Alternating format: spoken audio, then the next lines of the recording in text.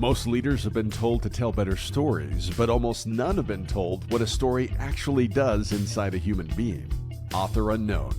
Why some stories change people and most don't.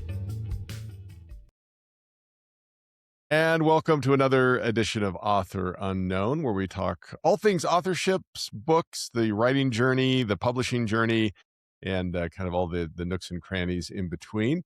Super excited to have another guest on who has some shared connective history with Jeff and I from a little organization we'll talk about. But let me throw it over to Jeff to introduce our guest on this episode. I am always excited to announce our guest, but this one in particular is extremely personal for me.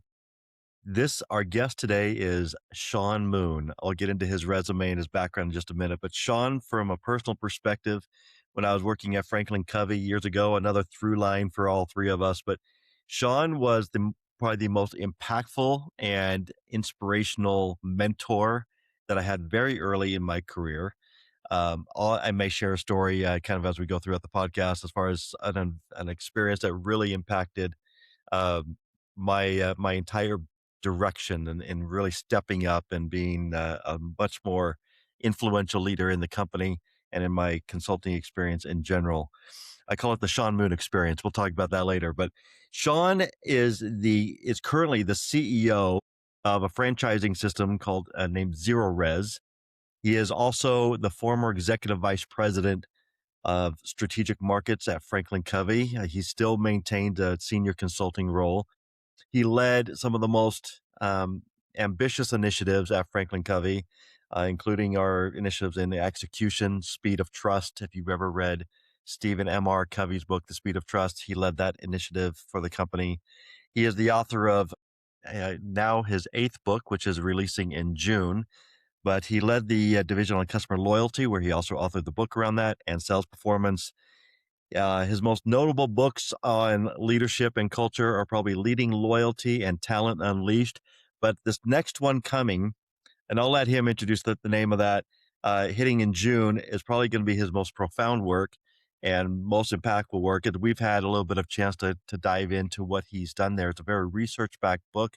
He interviewed over 100 different, very influential big names and from all different walks of life that really created some interesting themes.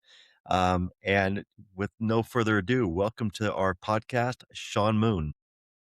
Thank you, Jeff, and thank you, Platt. I'm absolutely thrilled and honored to be with you. I will say that, this is a group of people that I care deeply about and have such admiration for. I mean, you talked about books. I wouldn't have the success without Platt, who was partner on at least one of them and a significant partner and really helped. So Platt, thank you for helping making that possible. Yeah, my pleasure. It's become a Wall Street Journal best-selling book and foundational to some of the training that FranklinCovey continues to do. So grateful for this ongoing relationship. And Jeff, you and I have had lots of adventures together and traveling all over and working with clients of all sorts and stripes and types. And so I just am so thrilled to be with both of you. This is such an honor for me. It is, and your career and journey has been so multifaceted, leading and running an organization, in developing leaders in that organization, obviously, but also in the consulting and speaking and writing world as well. So it's pretty interesting when you look at your resume, just as I've kind of reviewing it again after so many years.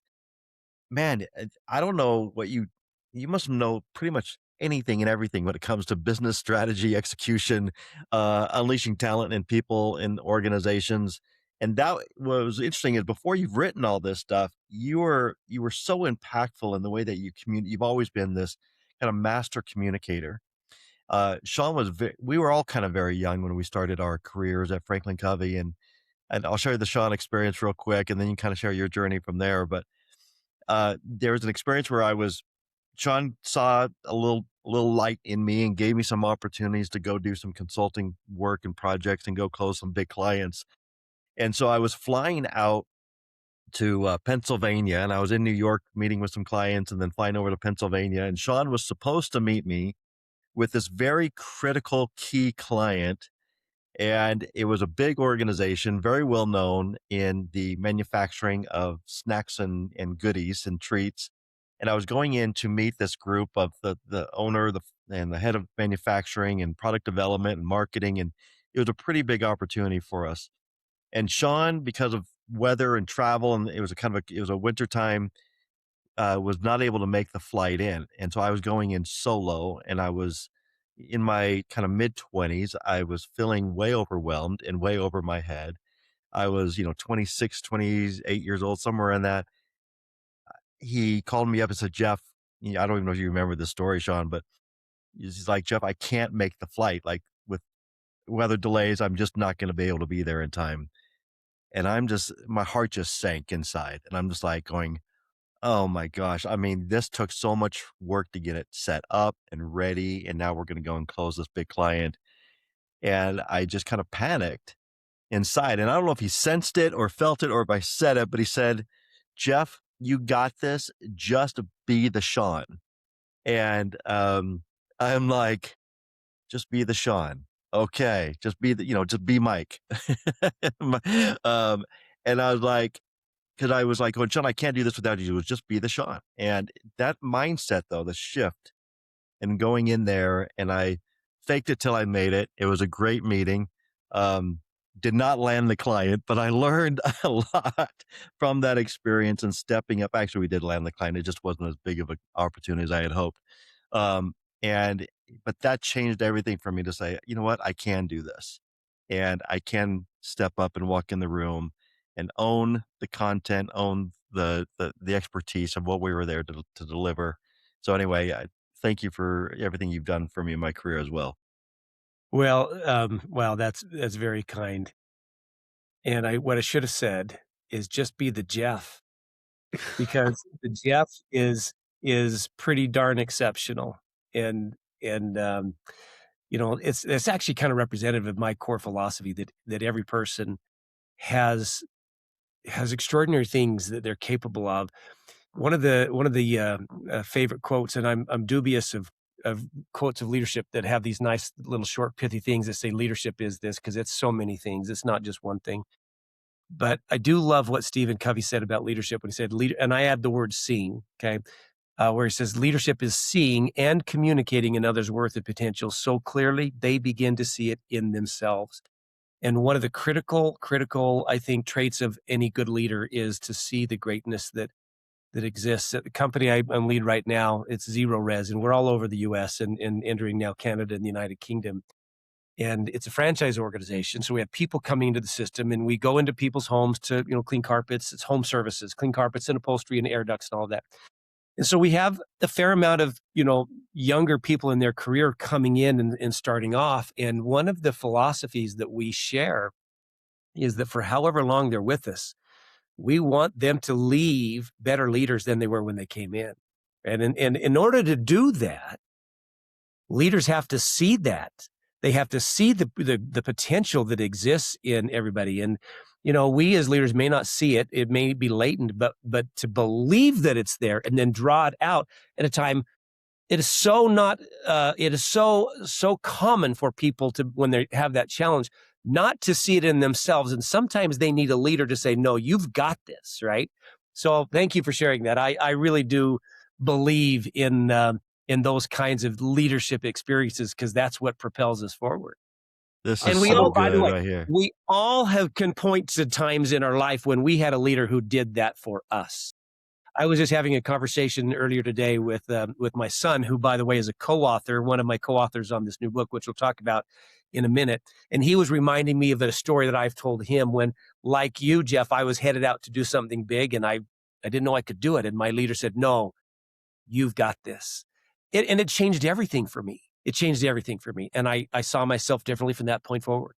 And I don't know if I would have had that leader not, ignited that little spark in me. You actually just triggered something. Was it Vaughn? No, it was actually Kevin. Okay. Kevin, okay. Yeah. Right on. I was just curious about that. Look, I would totally buy the book, Be the Sean. But you know a lot about books. You need to set your sights higher than that.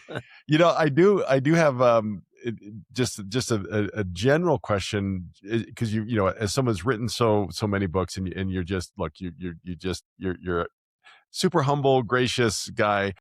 How do you recommend, because one of the common traits I see with authors is imposter syndrome. It's just this, they just, so many of them step up to this thinking, man, I've got this expertise and I've got this really drive to do something, but I don't know if I can do it. I don't know if I can write. Like, I'm not sure I can. Like, it's surprising the amount of, like, leadership prowess or expertise in a different field, but when it comes to a book, there's this sense of imposter syndrome. Have you wrestled with that? Like, I mean, you got numerous books behind you now. What's your thinking as that relates to, like, even as a leader wrestles with imposter syndrome? Is there some corollaries there? Yeah, in fact, it's interesting is, let me take 2 seconds because I want to answer your question with some context. For this new book, which is entitled Roots, Relationships, and Results, Mastering the Work Within, the Work Between, and the Work That Endures, this was a spark of an idea several years ago about the notion of leadership, which is where I've spent my career. And what is it that really drives and creates leaders? And so we interviewed 100 leaders. We'll probably talk a little bit more about that. But one of the leaders that I talked to, we asked them this kind of last lecture question. If you had one lesson to pass on to your loved ones, what would it be? And he talked about this notion, Platt, of imposter syndrome. And he said, I used to worry so much about that. He said, what I've come to realize is that when I feel that way, it's me saying, you know what, I've got a big job to do and I've got to stretch into it and I don't know how to do it, but I'm going to do it anyway. You know, the proverbial stepping into the light when only the one step in front of you is lighted, and you've got to make that leap. I don't know if you remember the third Indiana Jones movie, the Last Crusade, right, where he's Sean Connery's his dad, and his dad gets his dad gets shot, so he has to go on this quest to save his father's life. And there's one point where he has to step across this great big chasm, and there's a stone lion right next to it, and the code for him to do the thing is he has to take a leap out of the lion's mouth, right? It's to step into that cavern, into the unknown, not knowing what's going to happen next. And I think that's a lot of what imposter syndrome is. It's like, gosh, I don't know how to do this, but I got to do it. I got to do it anyway. And so it's in the stretching there that makes you better. I think those feelings, I think, are okay. And I have felt that, certainly. You know, I learned this from Stephen Covey. He was a master teacher, and Stephen taught in so many different ways. But one of the ways he taught was he would share examples of when he failed. When he, you know, and he's like, I didn't do that very well, and here's the lesson I learned. And so, you know, I failed a lot. I had a lot of bad, you know, where I wasn't the best dad or the best listener or whatever. But we learn from that, right? And if we can embrace the fact that we're not perfect, it's okay to have some of those feelings of, gosh, why would anyone listen to me? That's a fundamental question, by the way, that I think leaders should ask, because I think it prompts us to do hard things. It's, of all the choices that one could make in life, there's a lot. Mm-hmm. Why would someone choose to follow me? Right? That's a good question. That is a good question. And I think it's important to know that people want to be led. They're looking for someone to step up. Yeah. They are. And they're looking for that, you know, that spark of inspiration, that spark of belief, or just something. Taking that initiative sometimes it is a leap of faith, but it's absolutely critical in paving the path for people to, you know, to travel down. We've got a lot to dive into here, but let's pivot, you know, for a minute. You know, you brought up the title of your book, Roots, Relationships, and Results. You interview all these people, you frame out this, what you call kind of the last lecture question with all these individuals. Share with us a little bit of your process for how you set this book up, you know, where this book kind of initiated from and where you're trying to go with everything. So again, this has been my career, thinking about and trying to be a practitioner of leadership, and what is it that is at the heart of good leadership. Is it just the results that you produce, or is it the person that you become, or is it some combination thereof? Your listeners will probably recall back in 2006, there was this guy, professor at Carnegie Mellon University, a fellow named Randy Pausch. And Randy felt fine. went to the doctor for some kind of routine thing and discovered that he had stage 4 pancreatic cancer. In fact, he wasn't going to recover. And so he knew it was terminal, and yet he felt fine. And if you see his TED Talk, he'll actually get on the stage and do push-ups and said to his audience, I feel just fine and I won't be here in 6 months. And in fact, he lasted just over 5. But he took the time he had left to teach he actually taught his final course of the semester, which I think is just magnificent. And it was called Last Lecture. And then he wrote a book and set some things up for his children and his wife. I've always been inspired by that. And so I was with a group of friends, and we were kind of talking about leadership and lessons and what have we learned and what's the key insight for the year and all of that. It was prompted by an annual trip I do with some friends that we've now done for almost 30 years. And we kind of push each other. We challenge each other. We share key learnings. And we're actually in Mexico and asked this question. And it really got me thinking. What is the last... Knowing that leadership is a lot of things, as I said a minute ago, it's not just one thing. You've got to know who you are. You've got to have clarity on your own values. You got to be able to execute your life's priorities. You've got to engage with other people. You've got to listen effectively. You've got to recognize that if you're different from me, that's okay. And that is either the source of our greatest discord or the source of our greatest strength. And you got to balance and manage your life.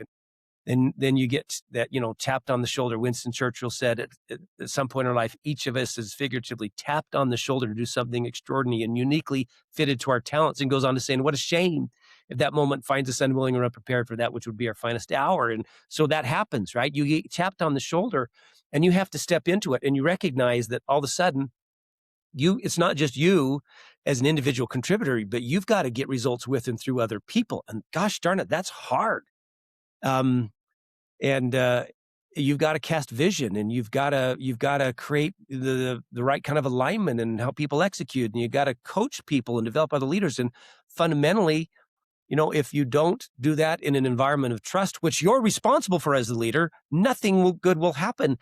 And then as you grow in your career, it's not just one team, it's multiple teams, and it just becomes more and more complex. So acknowledge that leadership is a lot of things. But the question that I started to ponder was, if there was one preeminent lesson, you had your loved ones gathered around, they're beginning their careers, they're graduating from college or moving to a new city, and you're saying, okay, leadership's a lot, but here's one thing that I want you to know. What would that one thing be? And that caused us to dig deep in our conversation, really deep. And so as a result, I thought, I'm gonna pose this same question to leaders, CEOs, and members of parliament, and governors, and athletic teams, owners, and professional athletes, and any leader I could get my hands on, and pose that question to them. What would they say? And I didn't have any preconceived notions. I just was like, let's see what they say. So that was kind of the genesis of the book, Jeff and Platte, and it was a very, very interesting journey. What I love about that, and I think, as we had talked earlier, you had shared, and I'd love to share like a little bit of a hint of some of these themes that people got to, because today, right, one of the things we wrestle with is just, as AI is starting to make more and more of a role in people's lives, and what it's taking over, what it can do, what it can't do, in all sorts of circumstances. And what I find encouragingly human about this is the humanness of exceptional information. So an LLM is going to be weighted to do, what does the pattern tell me the most likely answer is going to be? And I suspect if you typed into AI and asked it to give you a leadership lesson, right, it would pretty down the line pick the managing others, coaching, right, whatever kind of technical skills. My hunch is, when you ask a human being, they pull from some kind of exceptional information, which is probably surprising, which is probably very human, and maybe just to your point, not only looks at the complexity of leadership, but maybe as its essence is really this human function as well. And anything, have I framed that at all incorrectly, or does Yeah, that? I mean, it's interesting because not one of them said, gosh, this is my leadership lesson. I want you to learn how to build a better spreadsheet. Nobody said that. And that's not to diminish the need for technical skills, because that's a requirement. And in today's world, our competency, our technical competency is of paramount importance, but not one of them said that. In fact, this was their reaction. I'll give you a specific example. I was interviewing a gentleman who was a former governor, and he'd won the Nobel Prize, Nobel laureate. And we're chatting as we're walking, and I said, all right, here's the question. And his response was indicative of what somebody said. He said, oh, wow, that is an interesting question. I need to think about that. They almost all said that. And I actually kind of liked, some cases I would give them the question in advance, but I kind of liked springing it on them because I wanted to know what top of head. But very quickly, they honed in for them what mattered. And frankly, it didn't take a long time. Like, after a few seconds, like, okay, here's what it is. And what we learned, by the way, this was not an individual project. This is a process I engaged in with my son, Cameron, who's one of the authors, who has also spent years and years in the field of leadership. And then a business partner of mine named John Lottie, who brings a great leadership background as well as, great financial acumen. And so we all three have sort of a different view of this that we come to the project on. Again, going into this, he didn't have any sort of preset notions. I thought, I bet there are some themes that emerge, and I bet there's probably like 5 or 6. And it wasn't 5 or 6. It actually ended up being 10, but then we pressed a little more, and then there was one more. Right. And so that doesn't mean that we've covered the entire ground on leadership. We haven't. It doesn't purport to be, the definitive leadership, this great tome of leadership. It does, though, represent a leadership arc. And after we had, 60 or so interviews, what we found is that people were reinforcing again and again and again the foundation that was set. And so it kind of takes the reader, took us as authors on this journey. The first part of the journey, we talk about the roots, is, pretty obvious that before you can be effective with others, you got to start with yourself. And so the first what we're calling attribute is on what we call ordered lives. And then once we have those ordered lives, are we engaged in work that matters? And the third one in the roots section was really interesting, and several CEOs talked about this.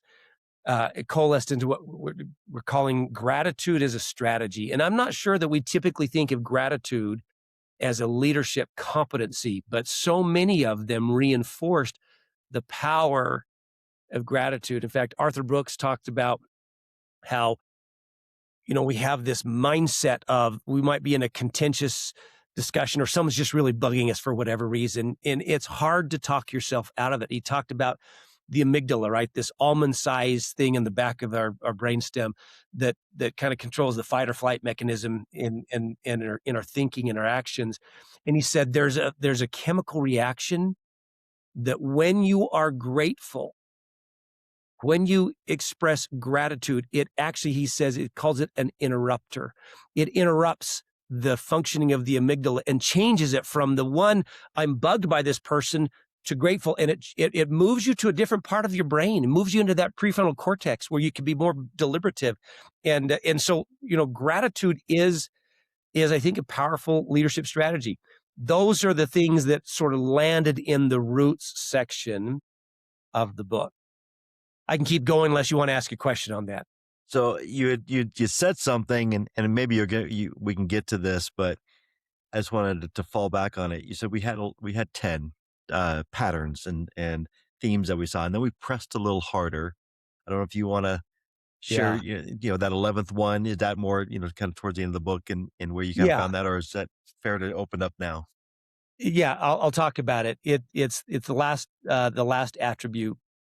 I'll just set up The second group is relationships, and we can talk about what those things are. There are 5 attributes, and the third is the results that endure, right? Roots, relationships, results, which included how do you define what winning looks like? And one of the critical things that leaders do is bring clarity. And there's lots of great research around how important that is and how rare that is, that people are crystal clear on what winning looks like. But it's combined with this notion of define winning, but but build people at the same time, right?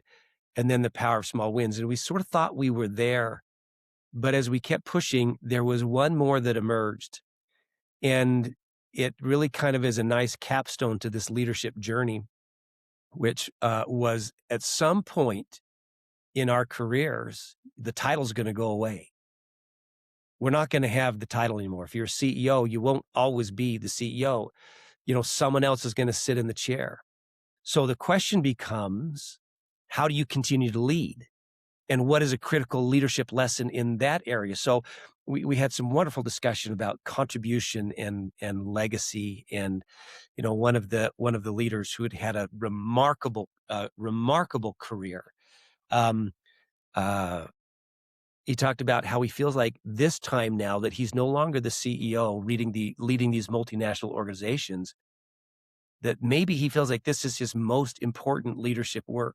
He said the pace is a little bit different, but the passion is no less, right?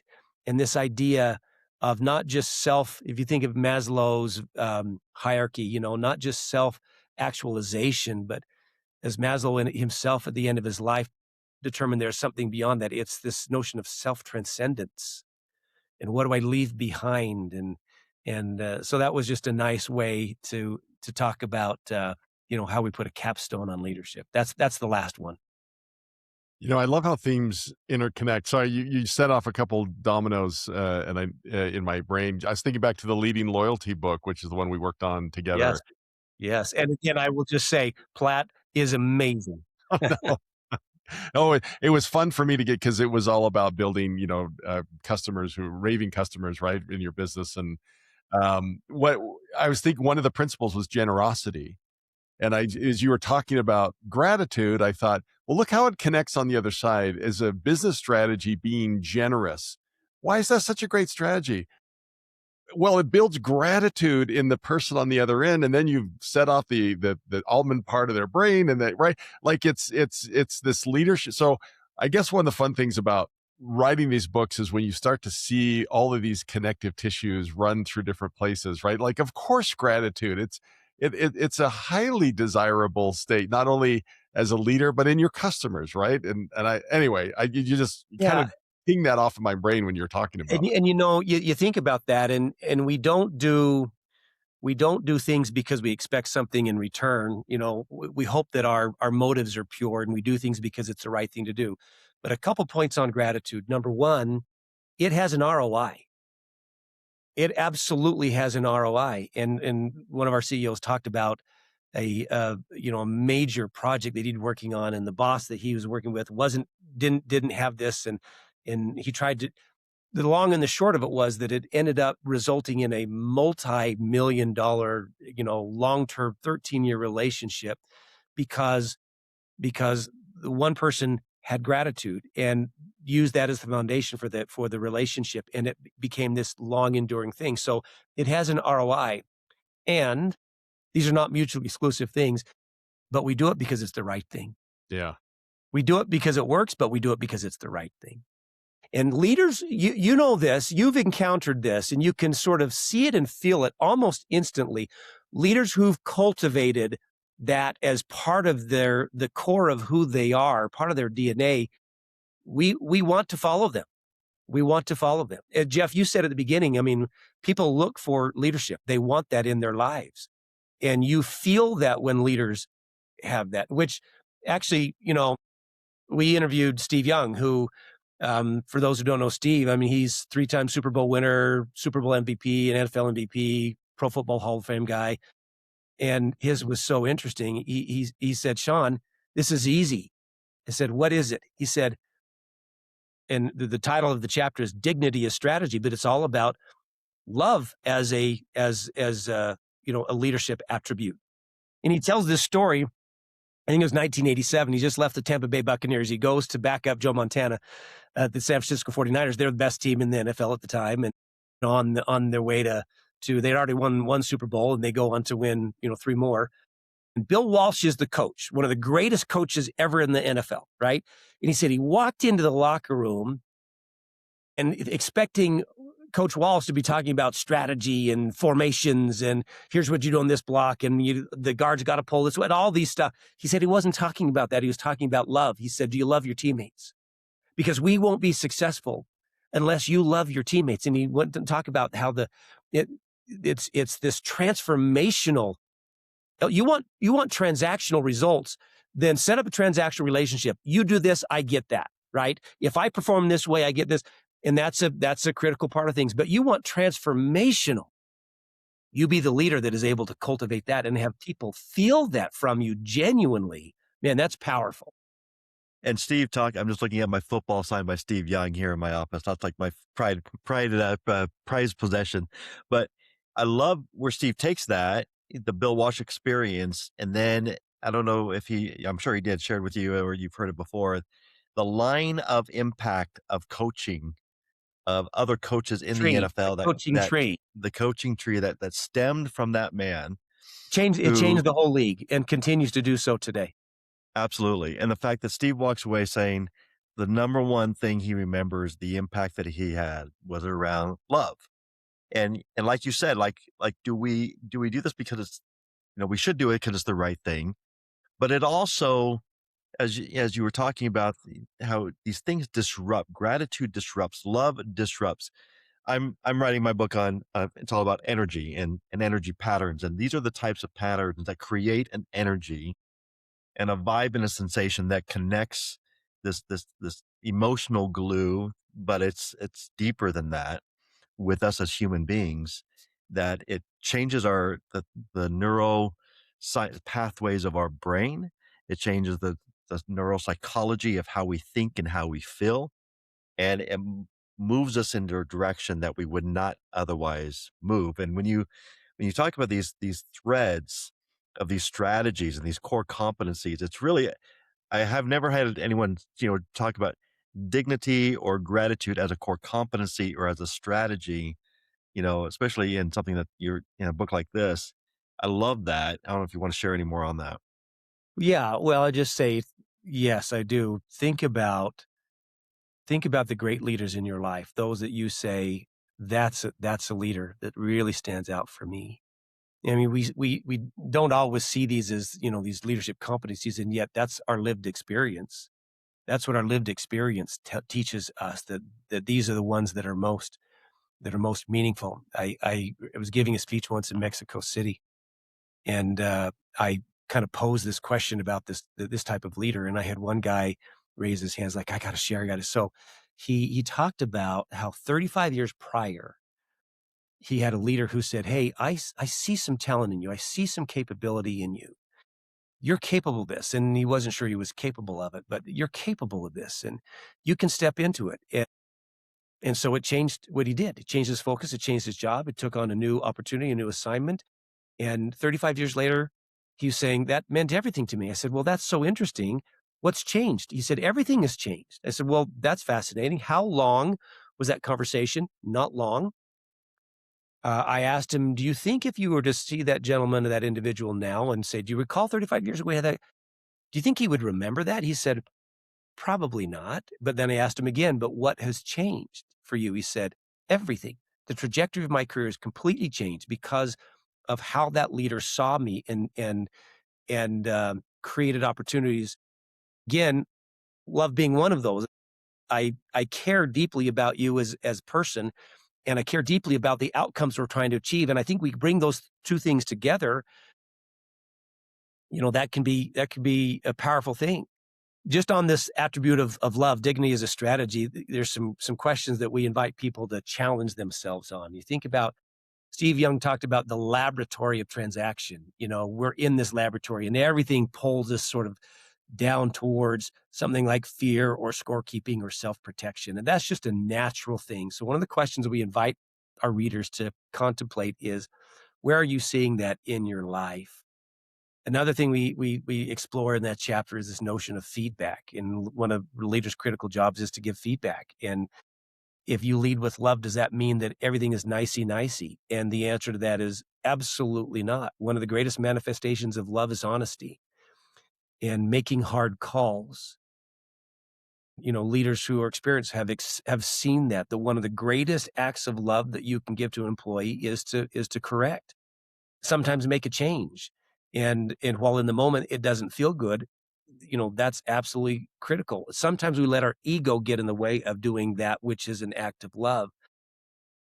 One of the things we challenge and invite people to do is think about members of their team right now. Who on the team right now might I be seeing just as an instrument or a tool or an obstacle or an inconvenience, rather than a full life, living, breathing human being that comes to the table? Remember Platt and Leading Loyalty, we talked about the bubble, the thought bubble, that we each come to work with our own thoughts and fears and concerns and the conversations that we had and at home and this challenge that we're having with our children and all. We're a whole person, right? And so if we're leading with love, do we see people holistically as whole people?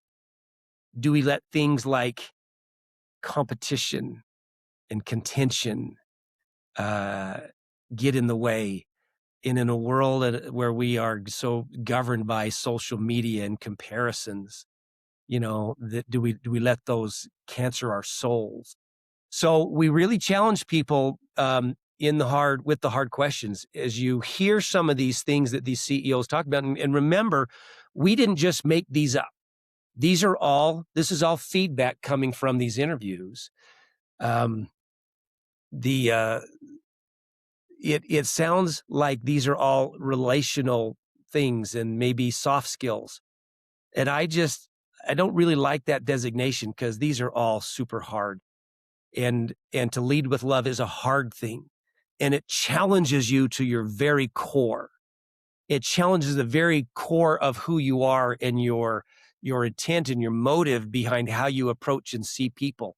Because if you see people as an object, as a means of getting something done, that's one thing.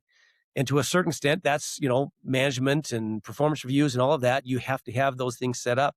But is there a deeper, more transformational way of seeing and working with people? And that's what that chapter talks about. Yeah, one of the things as Shawn, as you're talking, that I'm just leaning into a little bit.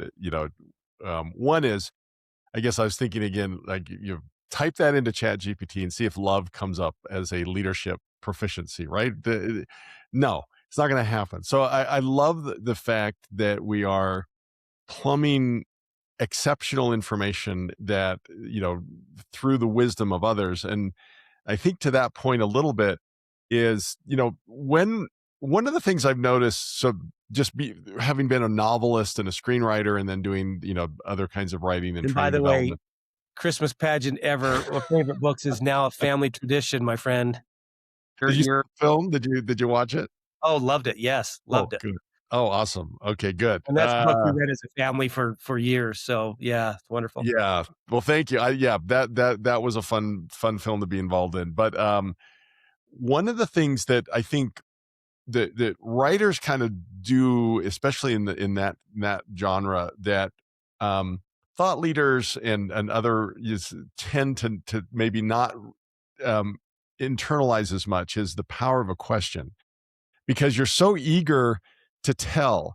You've got all this knowledge, you've got all this lived experience, you've got all this expertise, and you just look, if I could just share this with the world, they're going to be so excited that I can get all this information to them, and let me download it to you.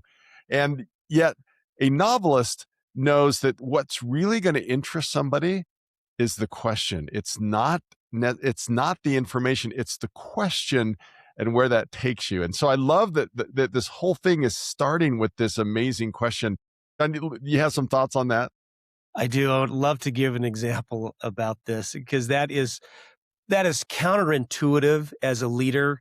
Stephen Covey used to say you're a supervisor because you have supervision, kind of joking like, I know everything and that's why I'm in this job. Two examples. And then I'll get to the question thing. I was a really good individual contributor, and I looked at that time of my career, probably with a little bit of ego and maybe not fully earned, but I'm really proud of that. And then I remember at a pretty young age, I was tapped on the shoulder to be a manager over a significant part of this growing organization. And it was hard. And I remember after about 3 weeks feeling completely overwhelmed and things weren't working and people were struggling and I wasn't connecting with my team. And I went home sort of with my head in my hands. And I said to my wife, this terrible, terrible thing. I said, "Oh, honey, I just wish everyone on my team could be like me." And she said, "Shawn, never say that again." Because if you think that way, you've missed the whole boat. And it was a good paradigm shifting moment. But it was probably true. No, it wasn't. And it's seeing people individually. So here's a story about the question.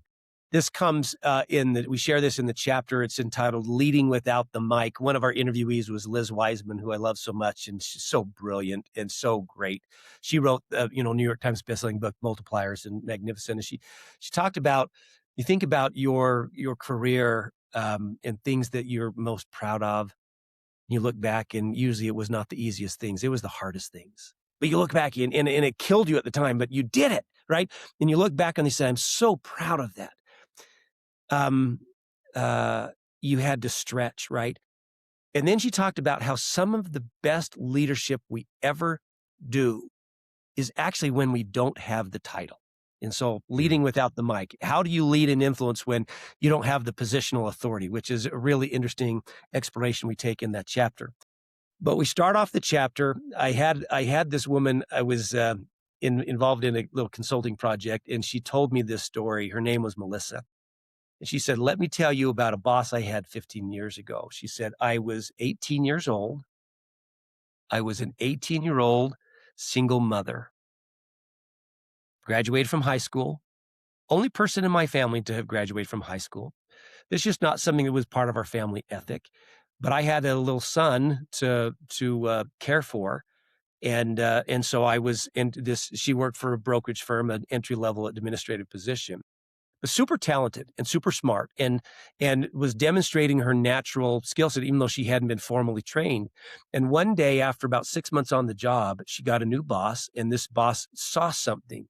Speaking of seeing greatness. And so her new boss comes to her and says, "Melissa, the department I just came from, there's a job there that would be a great promotion, and I think that you would be fantastic at this job." And Melissa said, "I was so overwhelmed and intimidated by the very question. It was a different floor in the building, and it was a step up in this brokerage firm, and just didn't think she could do it." And so she starts to make excuses. And she says to her boss, she says, I don't even have a suit to wear to the interview because, it's a different dress code up there." And her boss said, "Okay, this is the second question, Platt. Aside from the suit, what's standing in your way?" And she said her manager was so intuitive and engaged in this conversation and realized that it's just my own fears. She didn't have money to buy a suit. So her boss took her to a consignment store where she would felt, comfortable shopping. And she didn't have more than $100 to live on after, she paid her rent and took care of diapers and all that for her son and bought her a suit. Her boss bought her a suit and she went to the interview. And of course she killed it and got the job. And she said 15 years later, "I'm a senior manager in this organization and I lead all these 100 people plus, and I'm doing all this great work and I've had all these opportunities. And so now my job is to see people that same way." But it all started with that second question. You can see as a leader say, "Oh no, you can," trying to talk, but it was the deeper level of understanding to say, okay, aside from the suit, what's standing in your way? And changed everything. I love that. And I love that, just the framing of leadership as, and when I was doing my graduate work, we were looking at instructional technology, instructional design, and I was the oddball humanities guy, like, in the room. And so they're talking about, component display theory and this thing and this thing. And I'm like raising my hand and saying, "Yeah, but how come the best leaders I've ever studied throughout history don't teach that way? How, because it seems like instead of, this theory or this theory or this kind of, pedagogy or whatever, it seems like what they did was ask questions and then they explored the answers with the other person. Yeah.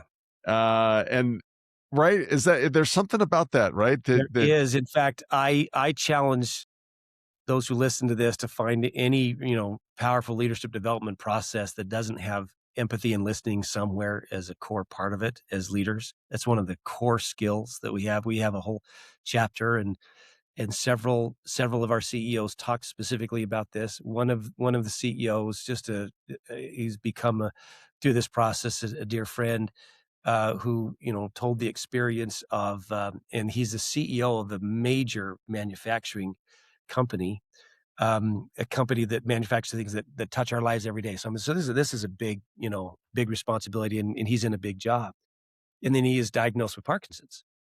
And he told the story of that whole experience. And for him, this became a very personal discussion about what would the lesson be. He had young twins, and he said, this is the lesson I would want my kids to know, my twins to know. And so he kind of talked about this notion of empathy, and then shared this idea that we all know but don't always remember, that everybody has something. Everybody has something. And if we can approach our leadership with that level of appreciation and empathy, we will lead better. We will engage better. One of the premises of the book is that did I say that word right, by the way, Platt? Premises? I think so. Yeah. Okay, good. Is that as we engage these attributes, we will lead differently, and people will follow differently, and they will engage differently. How is it that we can get people to volunteer, not show up and punch the clock, not do it because you're the boss and you told them to do so? All of that happens, but how can we get people to truly volunteer their finest efforts, to go above and beyond, to work late, to show up early, to travel around the country, to invest their heart and soul into their job, not because you told them to and not because you're the boss, but because they're so bought in. They're not just engaged, they're truly inspired in their work. And that's the idea here, is that as we engage all of these things, we lead to those kinds of outcomes.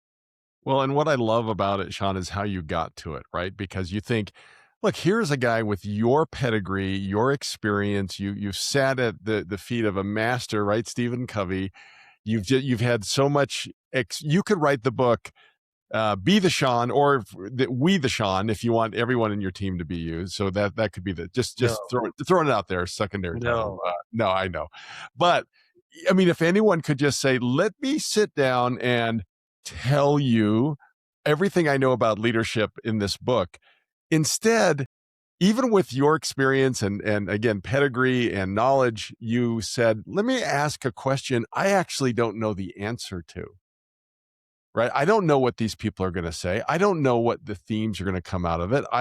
But let's ask that question and journey it together. And then on the backside, you pulled, here are the themes. Here's the commonality. Here's how we connect the dots. Here's how I can make this meaningful, right? You're doing the work on the front end and the back end, but it all began with a question you did not know the answer to. We truly didn't, and we didn't lead the witness either. We really wanted their authentic response to this. And it just kind of self-organized into these three major categories. And some of them, based on where they were and what they'd done, they really focused on you got to start with yourself. And some of them really focused on, it's all about the interactions I have with people. And some of them naturally focused on, you've got to deliver results. But and every one of them that said to deliver results, it was not this hard-edged, the results are the only thing that matters. And, because in the same breath, they said, recognizing that you're doing that with and through people. So if you don't honor and respect the people, you won't get the results.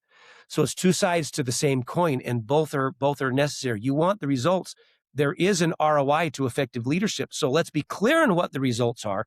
And now let's lead with dignity, and let's honor and develop people in the process.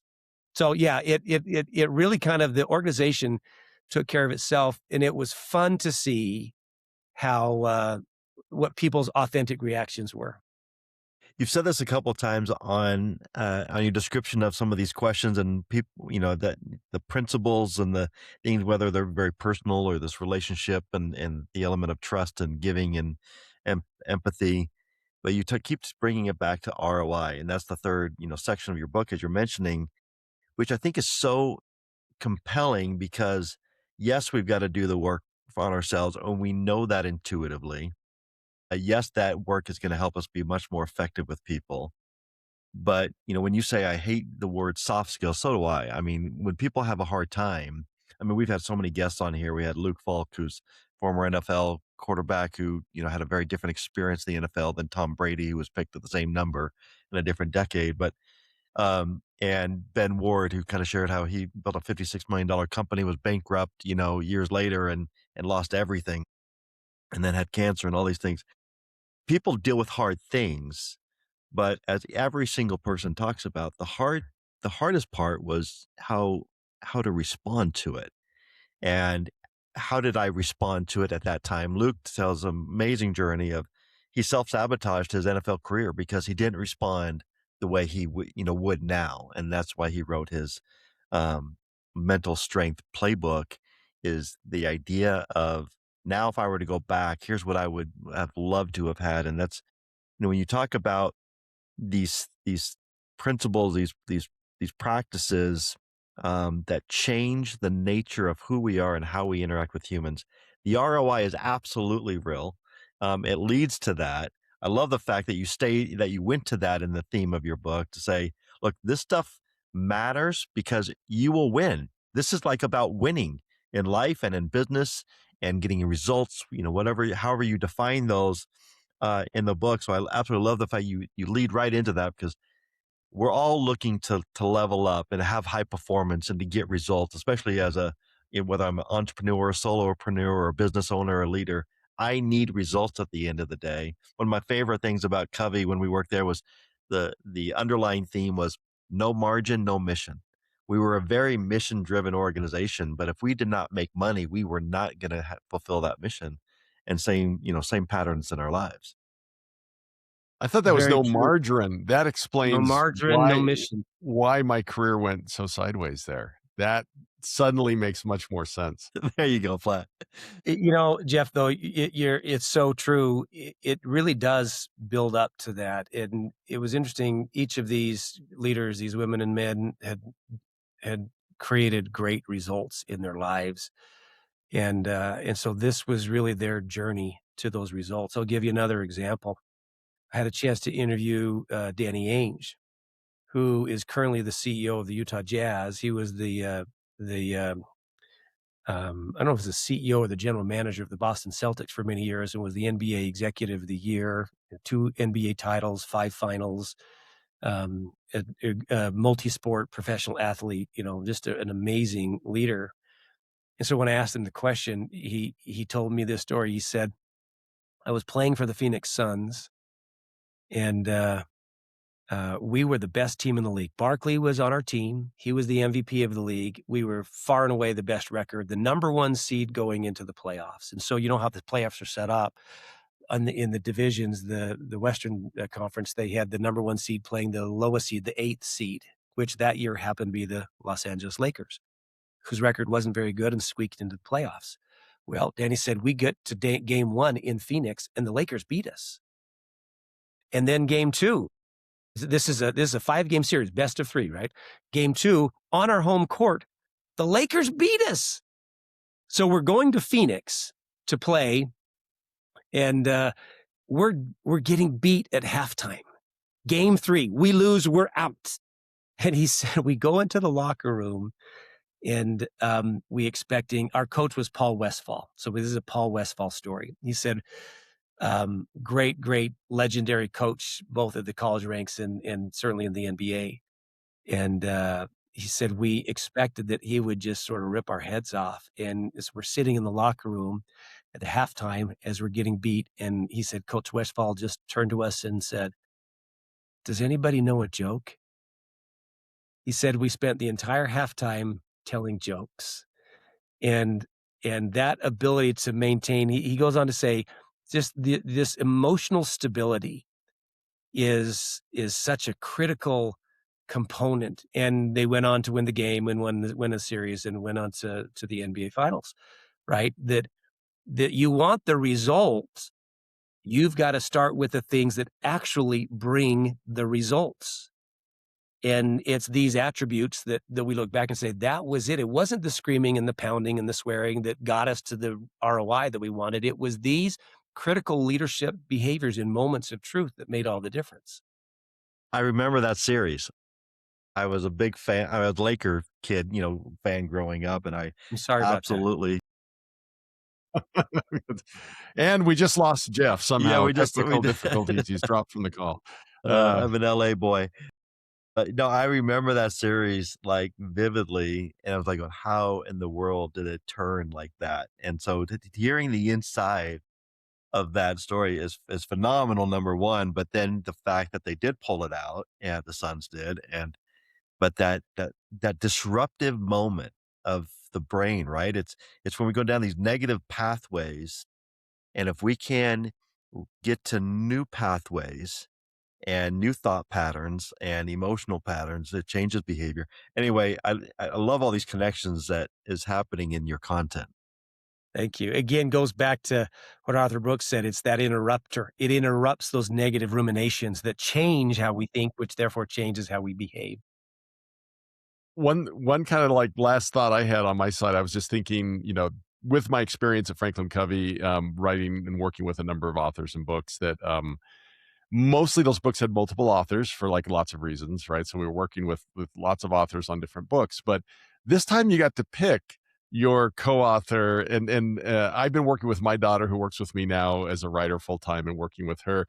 Talk a little bit about just the joy of working with your son and being able to collaborate with somebody of your choosing like that. Like how fun is that? It's the greatest thing ever. I have two amazing co-authors. As I mentioned, one, my business Sorry, partner, I forgot you had two. I apologize. and he brings such a unique perspective. And I got to say, my son, who's a co-author on this, he calls himself a self-described leadership junkie because he's been exposed, probably unfortunately for him, he's my oldest son, so he's been exposed to these kinds of discussions in the home since he was born, and has grown up thinking about this. And he's a magnificent teacher, and it is utterly delightful to engage with him and partner with both of them in this way. It's wonderful. Awesome. Jeff, for anything last on your side? You mentioned a lot of some of the names. You mentioned Steve Young, Dave Checketts, Danny Ainge. Just for a little teaser for our audience, who were some of the more recognizable names of some of the individuals that you interviewed for this book? Oh, I think I mentioned Liz Wiseman, and who was amazing. We had a terrific interview with a woman named Megan Barry, former mayor of Nashville. She was so authentic and willing to be deeply, deeply honest. Her thing comes from the chapter called Failure, Grace, and the Long Game, that one of the things as leaders we've got to do is learn from mistakes that we've made, and how powerful that is when we can approach that. There's pain on the one hand, shame's a whole different level, and we might feel guilt, we might feel pain, but do we add that second level of shame and hide from mistakes? And she talked about that. She was amazing. Had a great interview with a gentleman named Dave Checketts, who was the CEO of Madison Square Garden, and he was marvelous. Gary Crittenden, CFO at Citigroup and American Express for many, many years. Super, super insightful. Members of Parliament. Lord Michael Hastings is a House of Lords in British Parliament, and he was really insightful about the notion of, leading from behind, kind of evoking a little bit of John Wooden, not being out front with the banner and having it be all about you, but as the leader, seeing and expecting the greatness from the people and being behind cheering them on. He was great. Uh, Member of the Saudi Parliament. He just had some really terrific interviews. That's phenomenal. I love that because you were able to tap in, and I think this is really interesting for writers in general that are trying to go out and do some research. Share, and I asked this in our pre-talk, and I think it's important to kind of share, like, how did you get some of these contacts? Because if I'm reading your book, or hearing some of these names pop up, I'm thinking, being the Sean is an extremely connected person. He must have a network that just, oh, Sean, Sean's calling, I will pick up the phone, but that's not necessarily the case. Share a little bit of your journal, like tapping into that network and getting people to, connect with you. Yeah, I have a pretty deep network, and I did not know all or most of these people that we interviewed. A little bit shameless on my part. I do not mind asking people things, and so in some cases would cold calls. In some cases, it was a little bit, the old game, 6 degrees of Kevin Bacon. So Platt knows somebody who can introduce me to somebody who can introduce me to somebody. Would you please set that up? And so I worked that chain as much as I could.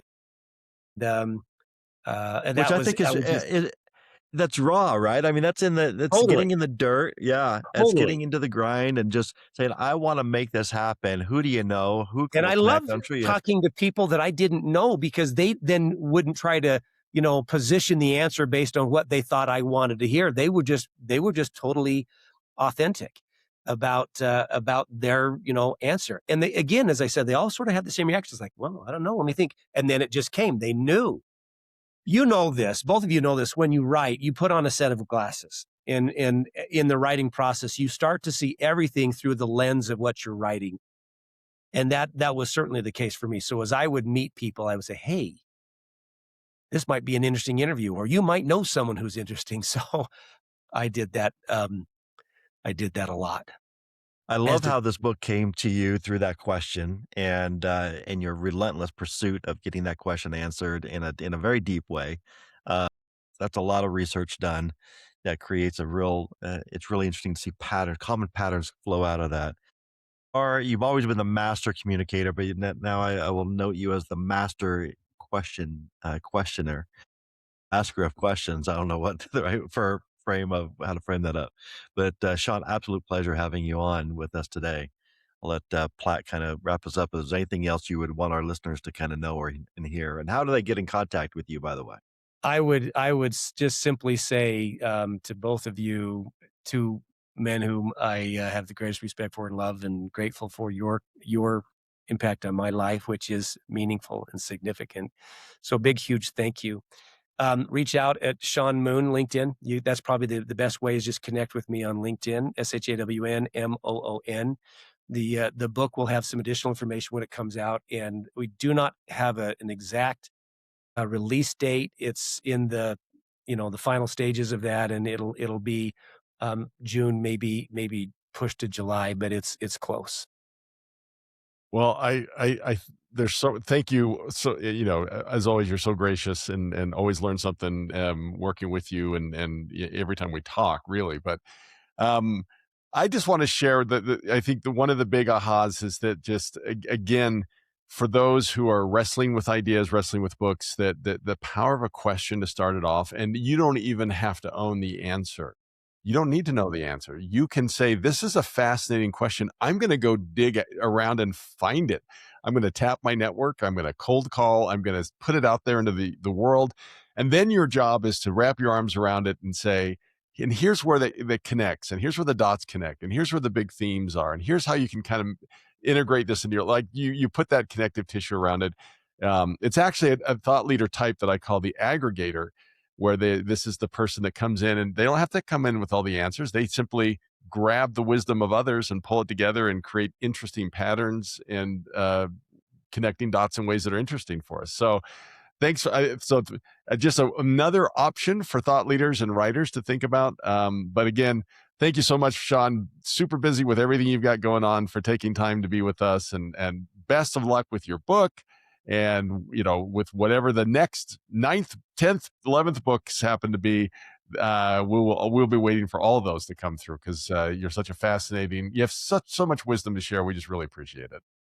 Thank you so much. Absolute honor. Absolute pleasure. Thank you very, very much. Awesome. Well, Thank you, Shawn. that will wrap it up for this episode, until we see you next week on Author Unknown.